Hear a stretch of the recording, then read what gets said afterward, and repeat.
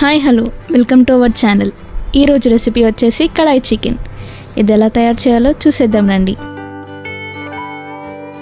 ముందుగా ఒక కడాయి పెట్టుకొని దీంట్లోకి 4 టేబుల్ స్పూన్ల ఆయిల్, 2-3 లవంగాలు, యాలకులు, దాల్చిన చెక్క, 1 బిర్యానీ ఆకు, 1 medium size onion, 1.5 table spoon అల్లం వెల్లుల్లి పేస్ట్ వేసి ఫ్రై చేసుకోవాలి. ఇప్పుడు దీంట్లోనే 1 టీ స్పూన్ పసుపు, 1/2 టేబుల్ స్పూన్ సాల్ట్ వేసి మొత్తం ఒకసారి కలుపుకోవాలి.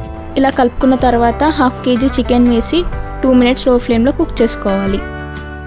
ఇప్పుడు దీంట్లోనే కరివేపాకు, 2-3 పచ్చిమిర్చి చీలికలు వేసి బాగా ఫ్రై చేసుకోవాలి. ఇప్పుడు దీంట్లోనే 1 టేబుల్ స్పూన్ ధనియాల పొడి, 1 టేబుల్ స్పూన్ జీలకర్ర పొడి, 1 table spoon chicken masala, 2 table స్పూన్ల కారం మొత్తం ఒకసారి కలిపేసుకున్న తర్వాత మసాలాలు అడగంటకుండా ఉండడానికి కొన్ని వాటర్ తీసుకోండి. ఇప్పుడు ఇది ఒక 10 to 15 మినిట్స్ లో ఫ్లేమ్లో కుక్ చేసుకోవాలి.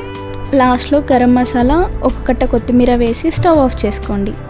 అంతే, ఎంతో టేస్టీ కడాయి చికెన్ రెడీ. ఈ రెసిపీ మీకు నచ్చినట్లయితే లైక్ చేయండి, షేర్ చేయండి, కామెంట్ సెక్షన్లో కామెంట్ చేసి మా ఛానల్ని సబ్స్క్రైబ్ చేసుకోండి.